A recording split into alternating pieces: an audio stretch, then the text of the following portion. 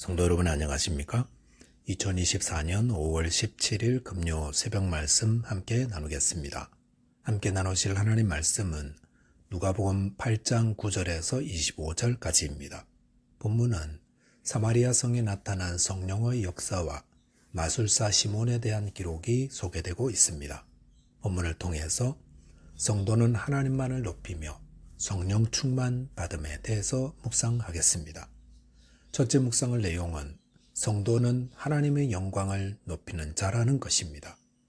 본문에 보시면 사마리아 성에 시몬이라 하는 마술사가 소개되고 있습니다.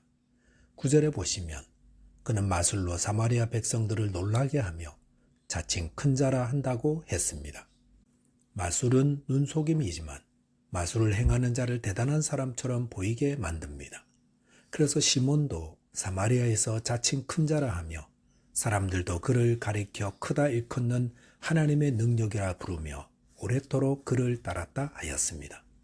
신명기 18장에 보시면 이런 마술은 사람의 눈을 속이거나 귀신의 힘을 빌려야 가능한 것이기에 철저히 금하고 있습니다. 본문 13절에 보시면 시몬은 빌립을 통해 복음을 듣고 세례를 받은 후 전심으로 빌립을 따라다녔으며 그 나타나는 표적과 큰 능력을 보며 놀랐다고 하였습니다. 겉으로 보면 시몬은 거듭남자로서 매우 열심으로 주님을 섬기는 자처럼 보입니다. 그 전에 그를 따르는 자가 많았으니 아마도 시몬이 세례를 받고 빌립을 따르는 행동이 여러 사람들에게 큰 영향을 미쳤다 할 수 있습니다.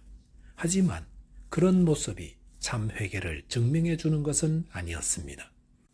본문 18절 19절에 보시면 시몬이 사도들의 안수로 성령 받는 것을 보고 돈을 들여 이르되 이 권능을 내게도 주어 누구든지 내가 안수하는 사람은 성령을 받게 하여 주소서 하니 라고 하였습니다.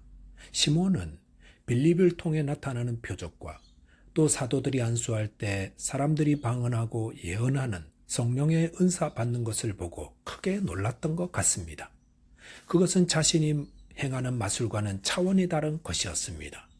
실제로 성령이 나타나는 것을 보게 되면 그 놀라움은 이루 말할 수 없습니다. 그런 성령의 능력을 보며 성도는 어떻게 합니까?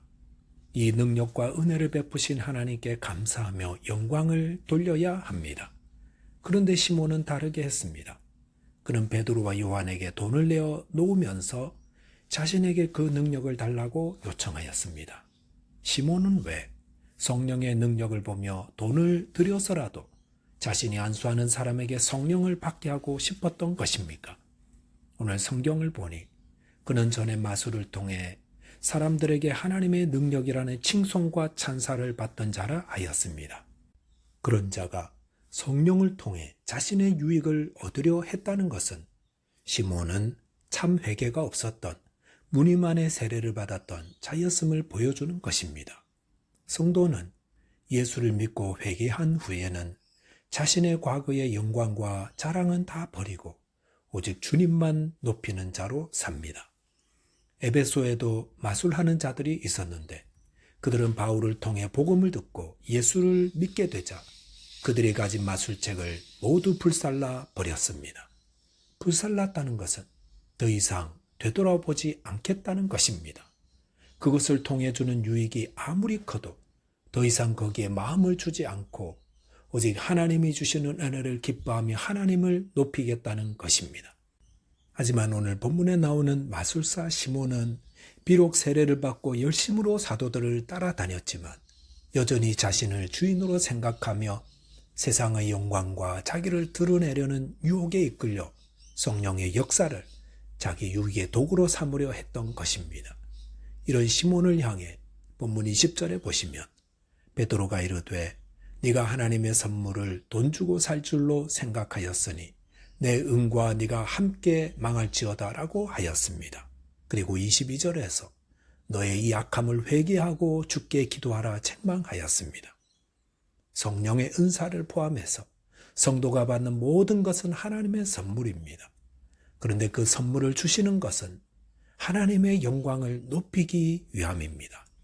저와 여러분께서 하나님의 성령을 받고 은혜를 받은 자로서 오직 하나님만을 높이는 자 되시기를 주님의 이름으로 축원드리겠습니다. 둘째로 묵상할 내용은 성도는 하나 되게 하시는 성령의 충만을 받아야 한다는 것입니다. 본문 14절에 보시면 예루살렘에 있는 사도들이 사마리아도 하나님의 말씀을 받았다함을 듣고 베드로와 요한을 보내매라고 하였습니다. 예루살렘에 있는 사도들은 빌립을 통해 사마리아 성 사람들도 하나님 말씀을 받았다 함을 듣게 되었습니다. 이 소식을 들었을 때 사도들은 얼마나 기뻤겠습니까? 당시 예루살렘은 핍박으로 인해 위축되어 있었습니다. 그런데 오히려 그 핍박이 사마리아에 복음이 전파되는 기회가 되었다는 사실을 알게 되었을 때에 그들은 하나님의 섭리하심을 발견하고 감사하며 하나님께 영광을 돌리지 않았나 생각합니다. 성도나 교회에 임한 핍박과 어려움은 하나님의 섭리 안에 있는 것입니다. 그러므로 인내하며 기도해야 합니다. 예루살렘의 사도들은 빌립의 사역을 돕기 위해 사마리아에 베드로와 요한을 보내었습니다. 그리고 본문 15절 16절에 보시면 그들이 내려가서 그들을 위하여 성령 받기를 기도하니 이는 아직 한 사람에게도 성령 내리신 일이 없고 오직 주 예수의 이름으로 세례만 받을 뿐이더라 하였습니다. 베드로와 요한이 사마리아에 내려가서 확인한 것은 그들 가운데 어느 누구에게도 성령이 내리지 않았다는 사실이었습니다. 예루살렘에서는 회개하며 세례를 받을 때 성령이 함께 임했는데 사마리아에서는 사람들이 오직 주 예수의 이름으로 세례만 받을 뿐이라 했습니다. 왜 예루살렘과 사마리아가 이렇게 다른 것입니까? 그것은 성령의 사역이므로 저희가 정확히 알 수는 없습니다. 하지만 이후에 되어진 일들을 보면 그 이유를 조금 알 수 있습니다. 즉 17절에 보시면 이에 두 사도가 그들에게 안수함의 성령을 받는지라 하였습니다. 사마리아의 성도들은 어떻게 성령을 받았습니까? 베드로와 요한 사도가 안수할 때 성령을 받았다 했습니다. 그런데 베드로와 요한은 누구입니까? 유대인입니다. 유대인과 사마리아 사람은 어떤 관계였습니까? 서로 상종하지 않는 원수 관계에 있는 자들이었습니다. 유대인들은 북이스라엘의 수도였던 사마리아가 아수르에 정복당한 후 이방인과 피가 섞였다는 이유로 그들과 인사도 하지 않고 상종도 하지 않습니다. 그런 대우를 받는 사마리아 사람들이라고 기분이 좋을 리 없습니다.